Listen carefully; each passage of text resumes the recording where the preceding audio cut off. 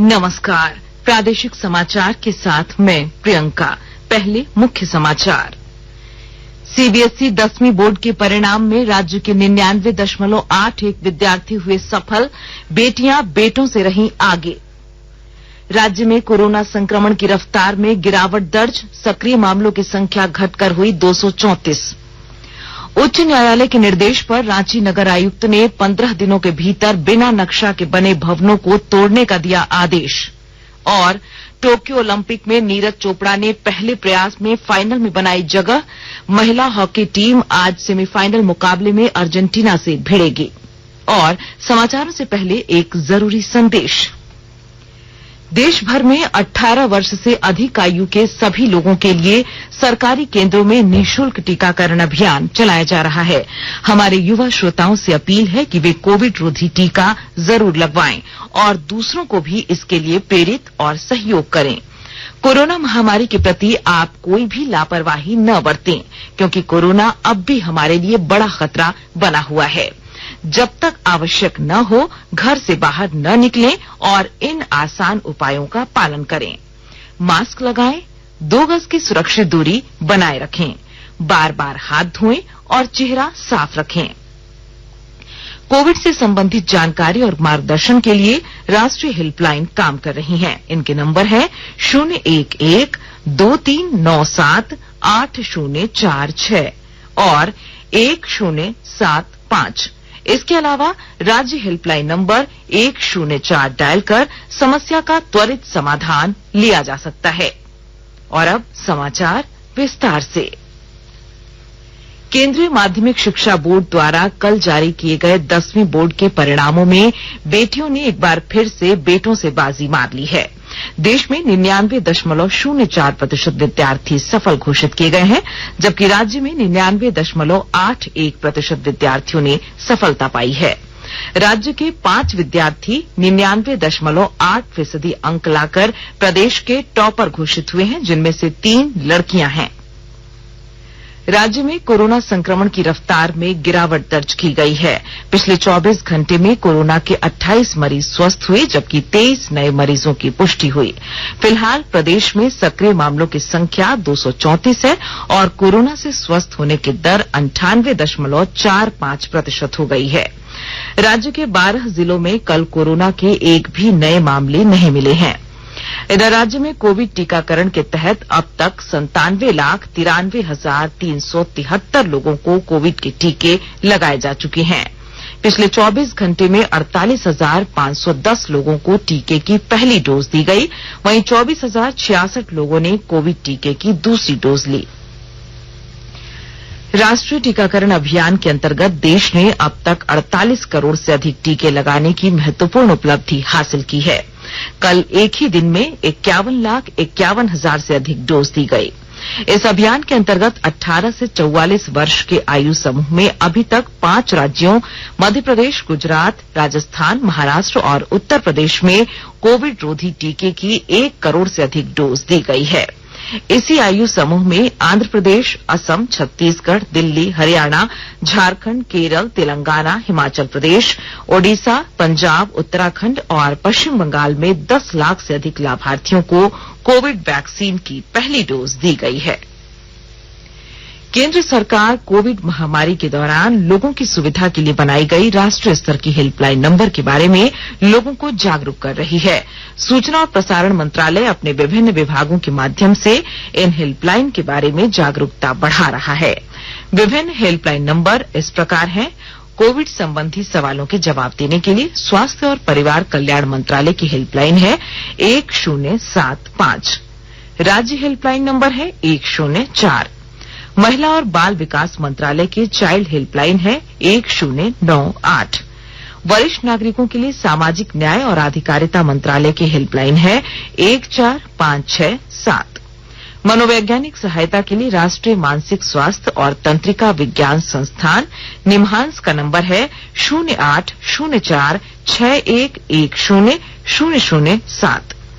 Ayush Covid परामर्श helpline number है 14443 और MyGov WhatsApp help desk number है 9013151515। सरकार ने ऐसे मैसेज को फर्जी बताया है जिसमें दावा किया जा रहा है कि शिक्षा मंत्रालय कोरोना महामारी के बीच वर्चुअल शिक्षा का समर्थन करने के लिए सभी लोगों को मुफ्त लैपटॉप प्रदान करेगा। पत्र सूचना कार्यालय पीआईबी ने सभी लोगों से झूठे दावे वाले इस मैसेज को आगे फॉरवर्ड न करने का आग्रह किया है। आकाशवाणी के ताजा तरीन समाचारों के लिए आप हमारी वेबसाइट newsonair.com पर लॉग ऑन कर सकते हैं। ताजा समाचार Twitter handle @AIR news alerts और Facebook page all India radio news पर भी उपलब्ध है। आप प्रादेशिक समाचार एकांश के Twitter handle @AIR news _Ranchi और फेसबुक, इंस्टाग्राम पेज तथा YouTube channel AIR news Ranchi पर भी हमारे बुलेटिन सुन सकते हैं। प्रादेशिक समाचार आप आकाशवाणी रांची से सुन रहे हैं और अब पेश है कोरोना से बचाव के कुछ संदेश।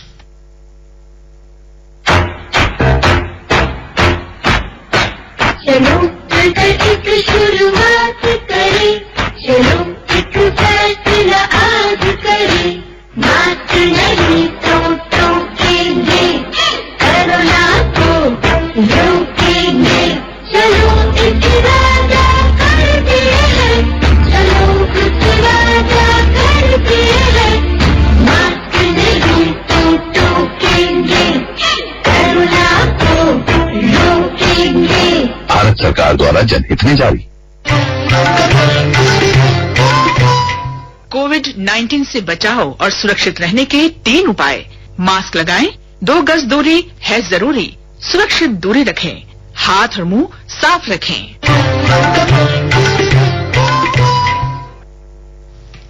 प्रादेशिक समाचार में आपका फिर स्वागत है। झारखंड उच्च न्यायालय द्वारा अतिक्रमण के खिलाफ सख्त आदेश के बाद राजधानी रांची में अवैध भवन निर्माण से संबंधित 50 से अधिक गैर नक्शा रहित भवनों को 15 दिनों के भीतर तोड़ने का आदेश रांची नगर आयुक्त ने दिया है। कल नगर आयुक्त मुकेश कुमार के कोर्ट में हुई सुनवाई के दौरान 40 से अधिक भवन मालिकों द्वारा कोई भी स्वीकृत नक्शा या वैध कागजात नहीं पेश किए गए। इन भवनों में सेवा सदन अस्पताल को भी 15 दिनों के भीतर तोड़ने का निर्देश दिया गया है। अस्पताल प्रबंधन पर कोर्ट को गुमराह करने और बिना नक्शा स्वीकृत कराए अस्पताल चलाने पर 5 लाख रुपए का जुर्माना लगाया गया है। साथ ही अस्पताल से निकलने वाले कचरे से रांची स्थित बड़ा तालाब दूषित करने के जुर्म में 25,000 जुर्माना भी लगाया गया है। टोक्यो ओलंपिक में आज सवेरे भाला फेंक स्पर्धा में नीरज चोपड़ा ने अपने पहले ओलंपिक में 86.65 मीटर दूरी की भाला फेंक कर अपने पहले प्रयास में ही फाइनल में जगह बना ली। इधर भारतीय महिला हॉकी टीम का सेमीफाइनल मैच में आज अर्जेंटीना से मुकाबला होगा। वहीं मुक्केबाजी के वेल्टर वेट के सेमीफाइनल में लवलीना बोर्गेहेन का सामना विश्व चैंपियन तुर्की की बुसिनाज सुरमेनेली से होगा। लवलीना ने सेमीफाइनल में पहुंचकर देश के लिए पदक पहले ही पक्का कर लिया है। और कुश्ती में 57 किलोग्राम वर्ग में अंशु मलिक और रवि कुमार दहिया अपना दमखम दिखाएंगे। 86 किलोग्राम वर्ग में दीपक पुनिया अपनी दावेदारी पेश करेंगे। ओलंपिक में भारतीय महिला हॉकी टीम में शामिल झारखंड की 2 बेटियां निकी प्रधान और सलीमा टेटे आज सेमीफाइनल मैच खेलेंगी। निकी के गृह जिला खूंटी में हॉकी टीम की हौसला अफजाई के लिए विशेष आराधना की गई। खिलाड़ियों का मनोबल ऊंचा रहे और सेमीफाइनल में बेहतर प्रदर्शन करें, इसके लिए खूंटी की युवतियों ने प्रार्थनाएं चढ़ाई। साथ ही भगवान से मिन्नतें की कि हमारी बेटियां खेल में एकजुटता के साथ जीत के लिए अपना सर्वश्रेष्ठ प्रदर्शन कर सकें। राष्ट्रीय अन्वेषण अभिकरण एनआईए ने कल झारखंड और पश्चिम बंगाल से 7 नक्सलियों के खिलाफ तीसरा पूरक आरोप पत्र दाखिल किया। जून 2019 में झारखंड में 5 पुलिसकर्मियों की घात लगाकर की गई हत्या के मामले में ये आरोप पत्र दाखिल किए गए हैं। अभिकरण ने कल रांची की विशेष अदालत में भारतीय दंड संहिता और अवैध गतिविधियां रोकथाम अधिनियम की विभिन्न धाराओं के अंतर्गत आरोप पत्र दाखिल किए। गुमला जिला के किसानों को बिशुनपुर विधानसभा क्षेत्र के विधायक चमरा लिंडा अपने विधानसभा क्षेत्र के 40 राजस्व गांव के लिए मोबाइल सौर ऊर्जा चलित सिंचाई पंप का वितरण कर किसानों को आत्मनिर्भर बनाने का काम कर रहे हैं। विस्तृत ब्यौरे के साथ हमारे संवाददाता। गुमला जिला के किसानों को गर्मी के मौसम में खेती बाड़ी करते समय फसलों में पानी पटवन की समस्या से जूझना पड़ता है। जो संपन्न किसान होते हैं वे सिंचाई पंप के माध्यम से खेती करते हैं, लेकिन अधिकांश किसान आर्थिक रूप से संपन्न नहीं होने के कारण खेती बाड़ी नहीं कर पाते हैं। ऐसे में जिले के बिशुनपुर विधानसभा के विधायक चमरा लिंदा ने अपने विधानसभा क्षेत्र के 40 राजस्व ग्रामों के लिए मोबाइल सौर ऊर्जा चलित सिंचाई पंप का वितरण कर किसानों को आत्मनिर्भर बनाने का काम कर रहे हैं। इसको लेकर विधायक चमरा लिंदा ने कहा कि मोबाइल सौर ऊर्जा चलित सिंचाई पंप को गुजरात से मंगाया गया है। उन्होंने कहा कि इस मशीन के माध्यम से कृषि के क्षेत्र में एक नई क्रांति आएगी। इस मशीन को चलाने के लिए डीजल और पेट्रोल की जरूरत नहीं पड़ेगी। सिंचाई मशीन धूप से चार्ज होगी। एक बार फुल चार्ज होने के बाद मशीन कई घंटों तक चलेगी। नरेश कुमार, आकाशवाणी समाचार, गुमला। कृषि मंत्री नरेंद्र सिंह तोमर ने कहा है कि न्यूनतम समर्थन मूल्य एमएसपी पर केंद्र और राज्य सरकारों की एजेंसियों द्वारा उपज की खरीद से किसान लाभान्वित हो रहे हैं। उन्होंने कहा कि कई निजी कंपनियां एमएसपी से भी ज्यादा कीमत पर खरीद कर रही हैं, जो किसानों के लिए बहुत लाभदायक है। श्री तोमर ने लोकसभा में कल एक लिखित उत्तर में बताया कि एमएसपी पर खरीद से 2018-19 के दौरान लाभ पाने वाले किसानों की संख्या 1,71,50,000 थी, जो 2020-21 के दौरान बढ़कर 2,10,07,000 हो चुकी है। राज्य सरकार ने 5 आईएएस अधिकारियों का स्थानांतरण और पदस्थापन किया है। परिवहन सचिव कमल किशोर सोन को अनुसूचित जनजाति, जाति, अल्पसंख्यक एवं पिछड़ा वर्ग कल्याण विभाग का सचिव बनाया गया है। पर्यटन, कला संस्कृति, खेलकूद, युवा कार्य विभाग की सचिव पूजा सिंघल को उद्योग विभाग का सचिव नियुक्त किया गया है। पूजा सिंघल इसके साथ खान एवं भूतत्व विभाग के सचिव की अतिरिक्त प्रभार में रहेंगी। अनुसूचित जनजाति, जाति, अल्पसंख्यक, पिछड़ा वर्ग कल्याण विभाग के सचिव अमिताभ कौशल अब पर्यटन, कला संस्कृति, खेलकूद एवं युवा कार्य विभाग के सचिव बनाए गए हैं। अमिताभ कौशल इसके साथ आपदा प्रबंधन विभाग के सचिव के अतिरिक्त प्रभार में भी रहेंगे। खान एवं भूतत्व विभाग के सचिव के श्रीनिवासन अब परिवहन विभाग के सचिव नियुक्त किए गए हैं। पदस्थापना के लिए प्रतीक्षारत अमित कुमार को उत्पाद आयुक्त बनाया गया है। इसके साथ ही अमित कुमार बीवरेज कॉरपोरेशन के प्रबंध निदेशक के अतिरिक्त प्रभार में रहेंगे।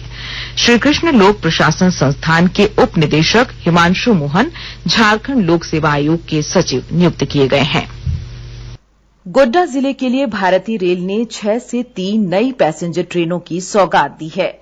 ये ट्रेनें भागलपुर गोड्डा, गोड्डा हंसडीहा, गोड्डा दुमका के लिए खुलेंगी।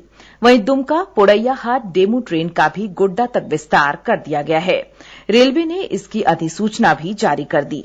इसे लेकर स्थानीय सांसद डॉक्टर निशिकांत दुबे ने प्रधानमंत्री और रेल मंत्रालय के प्रति आभार जताया।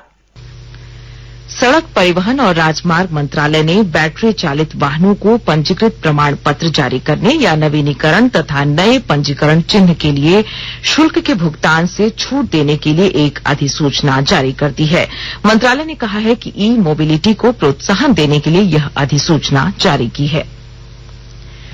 रक्षा सचिव डॉक्टर अजय कुमार ने 75वें स्वतंत्रता दिवस समारोह 2021 के लिए कल एक आधिकारिक वेबसाइट इंडियन idc2021.mod.gov.in का शुभारंभ किया। इसके माध्यम से दुनिया भर में बसने वाले भारतीय समुदाय के लोगों को इस समारोह में शामिल होने का अवसर मिलेगा। और अब अखबारों की सुर्खियां। राज्य से प्रकाशित होने वाले लगभग सभी अखबारों ने कल केंद्रीय माध्यमिक शिक्षा बोर्ड सीबीएसई द्वारा 10वीं के परिणाम घोषित किए जाने की खबर को प्रमुखता से प्रकाशित किया है। हिन्दुस्तान ने मुख्यमंत्री हेमंत सोरेन द्वारा राज्य के 12 खिलाड़ियों को सम्मानित किए जाने की खबर को पहले पन्ने पर जगह दी है। प्रभात खबर ने राज्य में गरीबों के लिए चिकित्सा खर्च की 2 अलग योजना, मुख्यमंत्री गंभीर बीमारी लाभ और आयुष्मान योजना से मिलने वाली मदद की खबर को प्रमुखता से प्रकाशित किया है।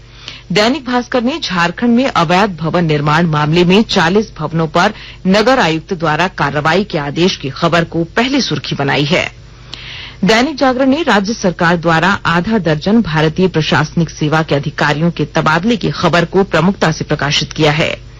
द टाइम्स ऑफ इंडिया और हिन्दुस्तान टाइम्स ने न्यायाधीश उत्तम आनंद हत्याकांड मामले में स्वेच्छा से सीबीआई द्वारा जांच किए जाने की खबर को अपनी पहली सुर्खी बनाई है। और अंत में मुख्य समाचार एक बार फिर। सीबीएसई 10वीं बोर्ड के परिणाम में राज्य के 99.81 विद्यार्थी हुए सफल, बेटियां बेटियों से रहीं आगे।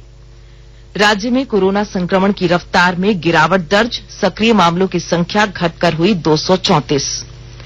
उच्च न्यायालय के निर्देश पर रांची नगर आयुक्त ने 15 दिनों के भीतर बिना नक्शा के बने भवनों को तोड़ने का दिया आदेश।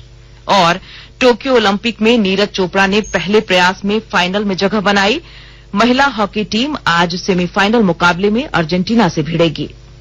इसके साथ ही आकाशवाणी रांची से प्रादेशिक समाचार का ये बुलेटिन समाप्त हुआ। नमस्कार।